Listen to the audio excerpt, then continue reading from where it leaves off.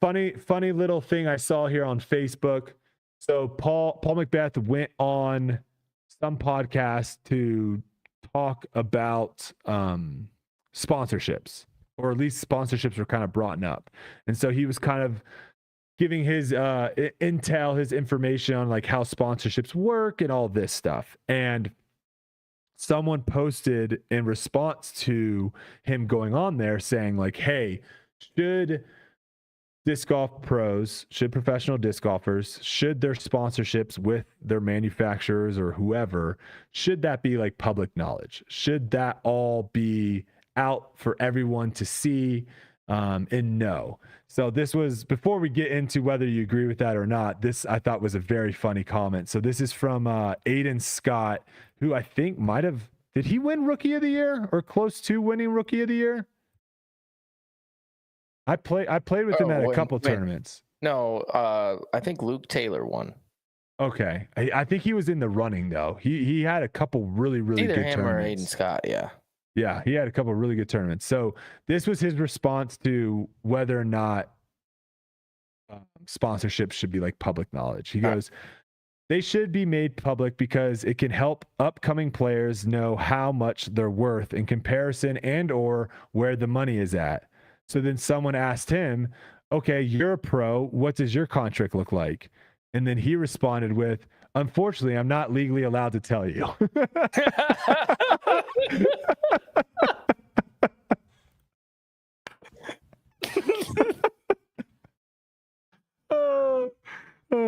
Hey, everyone needs to say how much money they're making.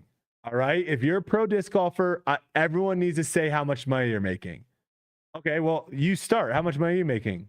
Oh yeah, I can't tell you that. Yeah, that's private. So what are your thoughts on like making contracts public or not? Yeah, well, it's kind of impossible because your contract says how much. Like, sure, you could say the guarantee, but the guarantee really isn't your contract in most cases, right? Like, whatever your guarantee is probably very low on the spectrum. Do you think the guarantee should be public? Sure, but that's like very low. Like if I'm signing a contract, no, I'm saying not sorry, let me rephrase that just because I want to make sure we're on the same page. I can right now look up every NFL player, NBA player's salary. Like I can see how much their guaranteed contracts are. Mm-hmm. Are you saying that should be like disc golf? Everyone should be able to look up right now every professional's contracts and how much they're getting paid. Not you have the ability to do so or not. Yeah, I think so. I wouldn't mind that at all. But here's the thing with disc golf that I want people to understand. Whatever your guarantee is going to be, if you're smart, is going to be very low with a high ceiling. Like for most contracts, you'll get a guarantee, right? And then if you outperform the guarantee, you'll make more than whatever that guarantee is. Wait, why would you? I feel like you would want the other way. Well, yeah, but you don't know that till the end of the season. Like you're not going to know how much you make until the end of the year. Like I don't know how much I make until the end of the season because I don't know how much stuff I'm going to sell. I know, but I'm saying my minimum can be public knowledge, but that's not even close to what I make. See, I'm saying like as a player, I want my guarantee to be high as possible. And then like the bonuses and stuff is like, if I get them, great. But I want to be. Yeah, I hear you, but I mean, unfortunately, that's not how you get paid in disc golf right now. You get paid in what you sell. The majority, I would say the majority of people do, for sure. And that's why to me, it doesn't feel like, I disagree with you. I don't think these sponsorships and stuff should be public knowledge. If you want to make it public with the company, if both of you decide, both parties decide like, hey, this is something we want to let everyone know, I think that's fine. But I don't think it should be a requirement for everyone to say how much they're making. Now, I get his point. Him being an up and coming pro, it's way nicer for him to kind of see like how much everyone else is making to kind of fit in that spot. Now, this is why. Why don't you think people should know what players make? Like, what's your reasoning behind that? Because these there's a difference between what we make on tour from prizes. Like people can see that. People can go on and see I made 9,000 or 8,000, 7,000, whatever it was from prize money. I think that's fine. I think that is completely fine. But if I sign a sponsorship deal with some, I don't know, some glove company, let's just say, I don't think I need to come out and publicly say, hey, this glove company is paying me this much money. No, I'm talking about like your manufacturers, because like here's the thing in our sport that's like, we're at a spot where, where do I start here? Like, for example, however many years ago when Macbeth got his $10 million 10-year contract, that changed a lot of things. Having that public knowledge changed a lot of things. Mm-hmm. Moving forward, that got Ricky his deal, whether he wants to admit it or not. That got Simon his deal, whether he wants to admit it or not. Because then the ceiling was placed, and that's what a great player got paid.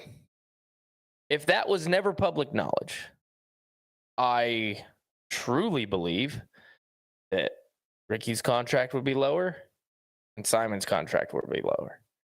I do not think they would have gotten those guarantees. All right, let me throw this out at you, because first off, I don't agree with that or no?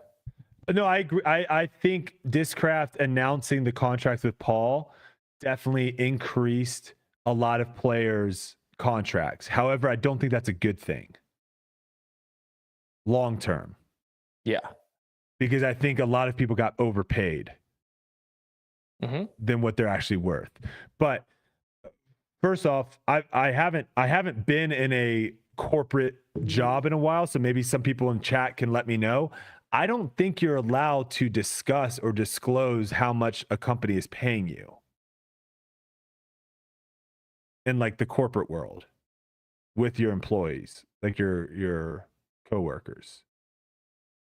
I could be wrong, but I don't think you are. In some cases, yes, that is fact, but in most cases, no, that is 100%. It's you can. In rare cases, it is, but okay. Like, depends on what corporate world you're talking about too. Like, if you're talking about like, I'm having different people say stuff in the chat. Some people are saying it's the opposite. Some people are saying it's correct. So I'm not quite sure. Is. There are cases, but for the most part, most of the time you can tell people what you make. This guy says my company does not allow that. So maybe, yeah, okay. So maybe some do and some don't. Some are saying it's frowned upon. So well, it's frowned upon. It's frowned upon in disc golf too. The guy said that he's legally not allowed to say it, which well, yeah, is probably true. Yeah, no, you can put stuff. I don't think here's there's the reason why the company doesn't want anybody to know. Yeah. They would be smart not to let anybody know. Now here's what I'll say with that though. This is where it can get bad, right? The grass is always greener on the other side, right? Like the thought of, if I sign a contract that I'm happy with, right? I'm obviously happy with it if I'm willing to sign it. So let's just say I sign a contract for $10,000 and I'm super, super happy. Yeah. And then I come to find out someone that is also sponsored by that same company that I'm better than. Like, I'm better than this person. They're making $20,000. They're making twice as much as me. Now, all of a sudden, that puts a really weird spot of where I was in a happy spot. And now, because I've gotten this knowledge, I'm not in a happy spot. I think it's on the players. If you really want to like get the most value out of you, get the value that you think you deserve, you should hire an agent, because agents are really good for this reason. They can see, if they have a good clientele, they can see what everyone is making. So they have a good idea of what everyone is at. And they can let you know, like, hey, that you're not going to be able to make this, or this isn't realistic, right? That is what agents are for. Now, if you want to like represent yourself and go for it, you can just screw yourself over, because if you think you're worth $20,000 and no other manufacturer thinks you're worth $20,000, you're not getting signed by anyone. Yeah. So that's where I think it is kind of a weird thing. What is the benefit for the public knowing, I guess, would be my question. Well, I think it comes down to ceiling. I think people should know the biggest ones. I think it's good for the sport right now because it's so small. That's what I think. I don't think people would care about how much I make. If I put that out there, nobody would really care. I'm probably upper higher echelon, but I'm nowhere near $1 million a year. You know what I'm saying? So right now, I think that's where I stand with it. It's important to know how much the best players or the biggest contracts are, because, like, for example, it was pretty tough when you're going through the airport, you meet some person, you're chatting it up, they're let's say they're an important person, and they're like, oh, disc golf, blah blah blah blah, and then they go, well, how much did they make? And then let's say you don't know and you're just guessing and you're like, I don't know, like 100,000 a year. It's kind of a joke. But now I'm able to say, well, our top athletes are getting paid like $1 million, $1 million a year. Yeah. And then it gives it a good look. Without that, I don't think we'd be in the same place. And therefore, right now, as we sit, it's important. Yeah, I mean, there was a couple posts that I saw today where they listed some of the top, like the top 10 or top 8 F1 drivers and what they made on their guaranteed and their bonuses. And then they also, I think, posted the top 10 women athletes and what they made. And, I think that obviously is very, very cool. But a lot of that stuff, like, when they tell you, they made this much plus sponsorships, like, you don't know what is paying them what, right? Like, everything is lumped in. So if I, if someone, I think that could work for you, Yuli. Like, if you made $20,000 on tour last year in earnings, right? And then let's say all your other sponsorships that you have, because you have a bunch of other you don't have just Discraft. You're sponsored by a bunch of stuff. So if you said, hey, last year I made $120,000, right? 20,000 in tour winnings and then $100,000 in sponsorships. Now I don't know exactly how much Discraft's paying you. I don't know how much Bushnell's paying you. I don't know how much Zook. I don't know the individual, but I can see the grand picture. I think that makes sense. But for most people, they're only sponsored by one company. Yeah. And so that's where it's like, it's a little tough. I don't see the super benefit to, I don't see the benefit for the public knowing it. I see the benefit for players knowing it and trying to figure out what their market value is. But like I said, like, if you want to try to get your market value, hire someone that you think can fight for you and go out and get that for you. Like, that's what you should do.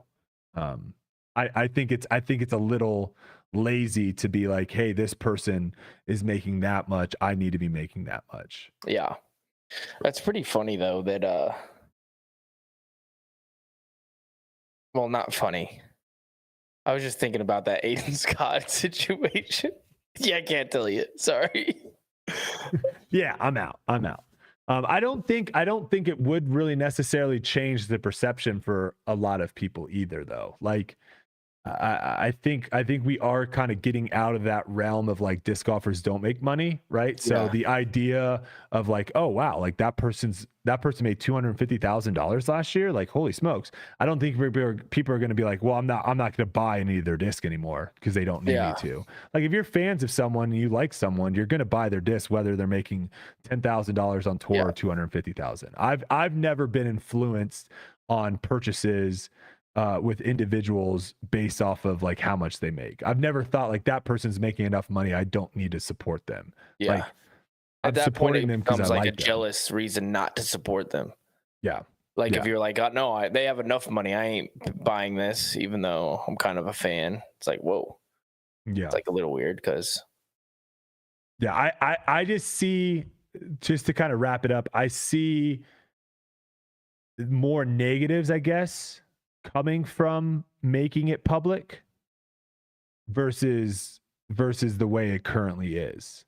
I agree. I agree that there are some spots where, like I said, who cares what I make? But I do care what the top guys make. Yeah, and that's fine. Because then it gives everybody an idea of what's possible. There's got to be something for me to work towards.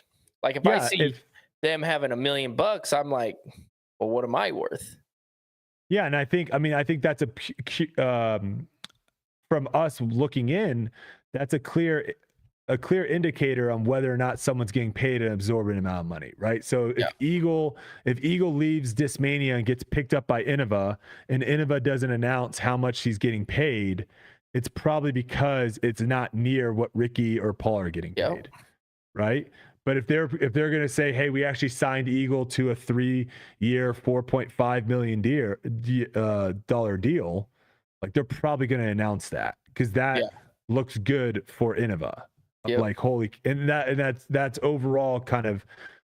I still don't know if that's great for the sport though, because there is such a vast difference in just because you're number 4 in the world and this guy's number 5, like I don't think your contract should be like, there's too much. That goes into it. I know, and that's why I said right now. Right now, I think it's good because we're still growing so fast, and we're like, if we were an established sport, then everybody would know everything. Nobody would care. You would just know, okay, these guys get millions, those guys get millions, and it doesn't. Yeah, like once you get to millions, it doesn't matter. Okay, Ricky Fowler made $8 million last year, and Scotty Scheffler made $38 million. Scotty Scheffler's better, but $8 million is pretty dang good. Nobody cares. Yeah, but I think some people, you don't know how much they make on sponsorships, though. Yeah. Like, I don't think there's any information on like how much Scotty Scheffler is making on sponsorships. Well, in certain sports there is, like when Nike signs LeBron to a deal, like that's a massive deal. Yeah.